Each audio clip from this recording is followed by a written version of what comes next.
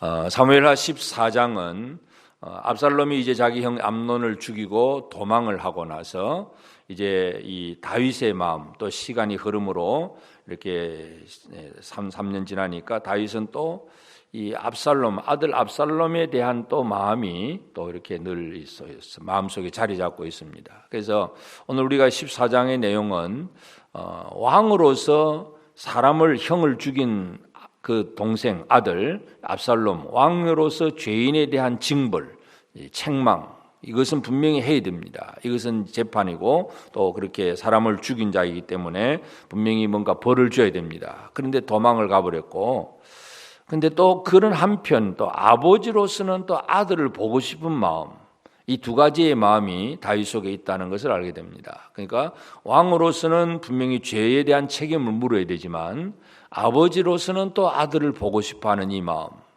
그래서 이제 그런 마음의 그 갈등이 다윗 속에 있기 때문에 쉽게 이 압살롬을 어떻게 용서해 준다는 것이 결정이 되질 않습니다.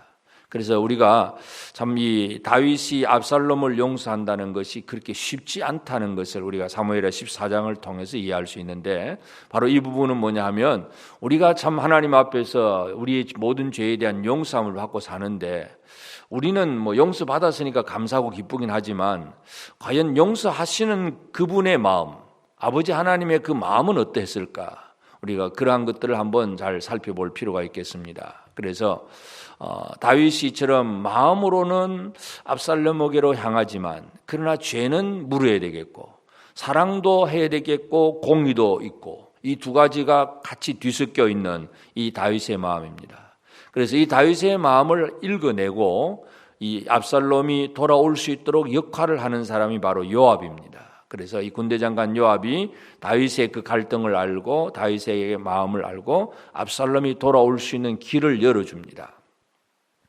물론 이 요압은 인간적인 면에서 정치적인 그런 이제 권력에 대한 그러한 어떤 욕심을 가지고 압살롬의 길을 열어주는 자기 역할을 함으로써 나중에 자기의 어떤 후일의 명예와 권력, 이것을 유지하고자 하는 그러한 어떤 정책적인 그런 수단과 방법이기도 하지만, 하여튼 요압은 그런 마음으로 시작을 하긴 하지만 요압이 그렇게 직접 바로 또 다윗에게 나가지 않고 드고아에 있는 지혜로운 여인을 불러다가 그로 하여금 다윗에게 가서 이러이러한 일을 이야기하게 하라 그럽니다. 그래서 그 여인이 나가서 하기를, 내 알기는 두 아들이 있는데 이 두 아들이 들에서 싸우다가 이 큰아들이 아들을 죽였고, 그러니까 아들을 죽이니까 다른 모든 우리 동네 사람이 살인자라고 또 나머지 그 사람 형제를 죽인 아들을 죽이려고 합니다. 이거 어떻게 해야 됩니까? 우리 기업이 끊어지고 우리 남편의 기업과 씨가 다 말라버려지고 어떻게 할 수 없습니다 하고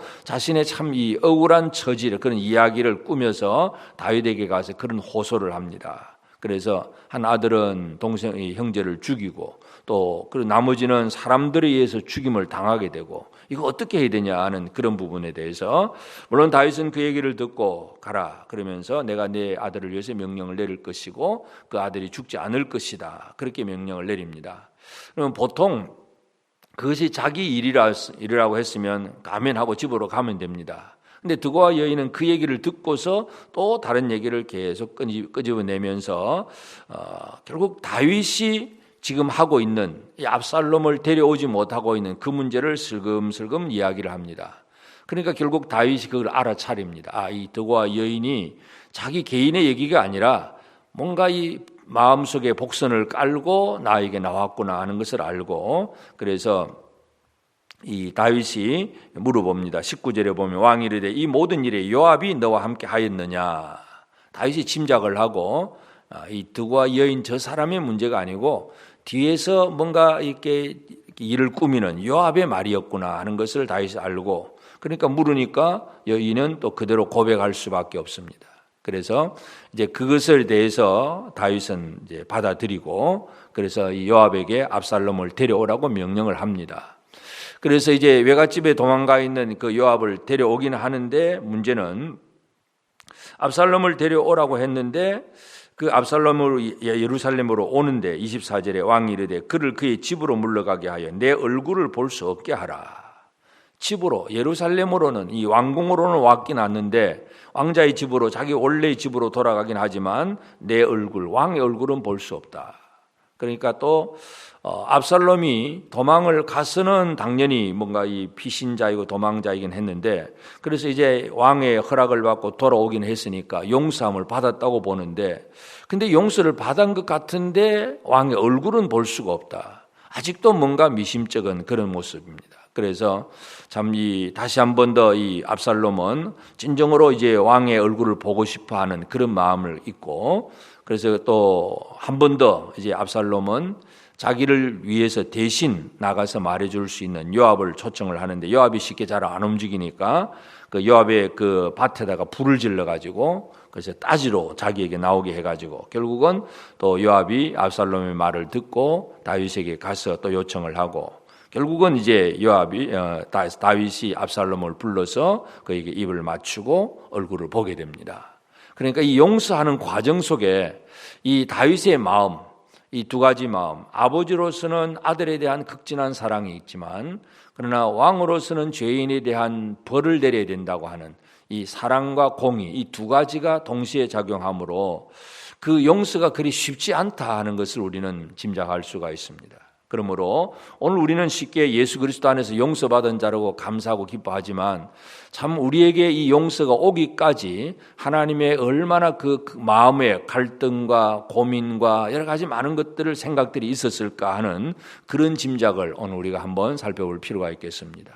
하나님의 마음, 죄인을 용서하시는 하나님의 마음, 이것은 바로 아들을 내어놓는 그 하나님의 적극적인 절대적인 희생이 없이는 이루어지지 않는 그러한 용서함입니다. 그래서 이 용서함 속에서 오늘 우리는 참 하나님의 그 어떤 마음 속에 그 용서의 결정이 내려지기까지 이루어졌던 그 사랑과 공의 두 가지가 동시에 움직여지시는 그런 하나님의 마음을 오늘 우리가 읽어보면서 특별히 우리는 내게 이루어진 이 용서가 얼마나 귀한 가치가 있는 것인가. 그래서 이 용서의 진정한 복은 뭐냐 하면 하나님의 얼굴을 보는 것입니다. 그래서 그냥 쫓겨났다가 예루살렘으로 돌아오는 이 정도만이 아니라 진짜 왕의 얼굴을 대할 수 있는, 하나님을 가까이 할 수 있는 바로 그것이 바로 진정한 용서받은 자의 삶입니다. 그러므로 오늘 우리는 그냥 나는 이제 왕궁으로 왔다 하는 이 정도 끝나는 것이 아니라 얼굴을 볼 수 있는가, 하나님을 가까이 할 수 있는가. 어제 주일도 말씀드렸지만 하나님을 가까이 하는 것, 두 마음을 품은 자들아 너희 심령을 성결하게 하라. 우리 마음을 성별하고 거룩하게 하고 하나님을 가까이 하게 하는, 이것이 바로 참으로 우리 용서받은 자의 생활입니다. 그래서 교회 다닌다, 이 예루살렘에 있다 이런 정도가 아니라 왕과 왕의 얼굴을 바라볼 수 있는 죄인이 완벽하게 용서함을 받아야 그 모든 이 관계가 회복이 됩니다. 그러한 일들이 이루어지는 것, 이것이 우리에게 주신 하나님의 은혜임을 다시 한번 우리는 기억하고, 또 우리가 이제 이 사무엘하 14장을 그 이야기를 통해서 끝으로 드러나는 이야기는 그것이지만 또 이 그 과정을 가만히 잘 살펴보면 우리가 잘 아는 로마서 28장 27절에 26절에 성령이 우리의 연약함을 도우시나니, 그래서 우리가 마땅히 기도할 바를 알지 못하나 오직 성령이 말할 수 없는 탄식으로 우리를 위하여 간구하신다 그랬습니다. 그러니까 압살롬의 처지는 뭐냐 하면 마땅히 기도할 바를 알지 못합니다. 이 왕 앞에 나갈 수가 없는 처지가 압살롬이에요. 그런데 대신 누군가 기도해 주는, 그러니까 요압이 그 역할입니다. 물론 인간적인 요압은 자기의 어떤 명예와 권력을 위해서 하는 것이지만 이 구도상에서 보면 참 아버지는 뭔가를 마음에 품고 계시지만 그런데 그것을 은혜를 받을 사람은 기도할 바를 모르고 그때의 대신 역할을 하는 것이 바로 성령님의 역할이다 하는 것, 우리가 이것도 한번 살펴볼 필요가 있겠습니다. 그래서 우리가 예수 그리스도 안에서 용서함을 받는다는 것도 내가 용서해 주옵소서 이래가지고 용서받는 것이 아니라 나를 대신해서 대언해서 기도하고 또 그 뜻을 살피는, 마음을 살피시는 이가 성령의 생각을 아시나니 이는 성령이 하나님의 뜻대로 성도를 위하여 간구하심이라 그랬습니다. 성령은 지금도 하나님의 마음을 알고 우리를 위해서 간구해 주시는 분입니다. 그래서 우리가 용서받았다는 것은 그냥 간단한 문제가 아니라 그 아버지 하나님의 그 여러 가지 그 갈등의 마음들, 또 우리를 위해서 대신 강구해 주시는 그 성령의 은혜, 이것 없이는 진정한 우리의 용서가 없다는 사실을 다시 한번 기억하면서 오늘 하루 우리는 하나님 앞에서 용서받은 자로 산다는 것이 얼마나 큰 복인가를 다시 한번 기억하게 되기를 바랍니다. 그냥 용서받았다, 나는 구원받았다, 아무 생각 없이 그냥 기쁘고 즐겁다, 그 정도의 개념이 아니라 용서하시는 아버지의 마음의 그 갈등, 그리고 그 대신하는, 누군가 대신 빌어주는 그 대언자가 없이는 이 용서가 이루어지지 않았다는 사실을 다시 한번 기억하면서 내게 이루어진 용서의 가치를 다시 한번 기억하고 확신하면서 참 이 용서받은 자로서 늘 이제 하나님의 얼굴을 바라보는, 가까이 하는 그런 우리의 삶을 살면서 오늘도 하나님과 가까이 하면서 주의 말씀을 듣고 하나님을 또 모시고 하나님과 동행하는 그런 복된 삶을 살아가는 우리 모두가 꼭 되어지기를 바랍니다. 기도하십시다.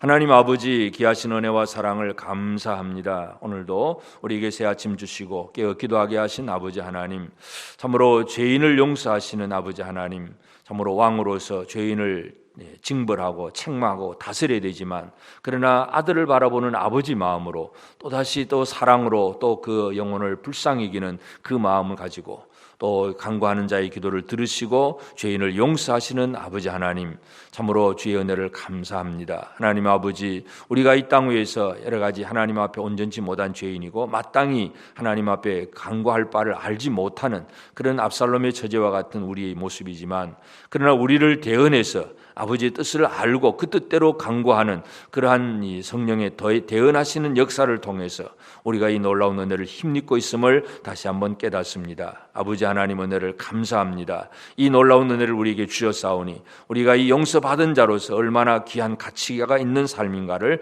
다시 한번 깨달아 알게 하시고 주님의 얼굴을 바라보는 자로 살게 하시고 하나님을 가까이 하는 자로 살게 하시고, 우리가 이 땅에 사는 날 동안 매일매일 무엇을 하든 어디에서 무엇을 하든 성도들이 직장에서 가정에서 또 우리 자녀들 학교에서 모든 곳에서 하나님과 가까운 자로 살아갈 수 있도록 도와주시옵소서. 그래서 하나님의 얼굴을 보는 자로서 하나님의 뜻을 알고 하나님과의 깊은 교제 속에서 나오는 큰 기쁨을 가지고 힘있게 담대하게 살아가는 우리 모든 성도들의 삶이 되도록 도와주옵소서. 오늘도 모든 일들을 다 주님 손에 내어 맡기며 이 아침에 깨어서 기도하는 성도들을 기억하시옵소서. 우리 기도를 주여 들어 응답하여 주시고, 사랑 우리 형제들 속에 하나님, 특별히 육체의 질병 속에 있는 이들을 치유하시며 강건하게 하시고, 마음의 염려와 근심 속에 있는 자들도 하나님의 성령의 도우심으로 강하고 담대한 믿음을 다시 한번 회복할 수 있도록 은혜 내려 주시옵소서. 이 시간 사랑하는 성도들의 모든 기도를 주께서 들어 응답해 주실 줄 믿고 감사하오며 예수님의 이름으로 기도드리옵나이다. 아멘. 하늘에 계신 우리 아버지, 아버지의 이름을 거룩하게 하시며 아버지의 나라가 오게 하시며 아버지의 뜻이 하늘에서와 같이 땅에서도 이루어지게 하소서. 오늘 우리에게 일용할 양식을 주시고 우리가 우리에게 잘못한 사람을 용서하여 준 것 같이 우리 죄를 용서하여 주시고 우리를 시험에 빠지지 않게 하시고 악에서 구하소서. 나라와 권능과 영광이 영원히 아버지의 것입니다. 아멘.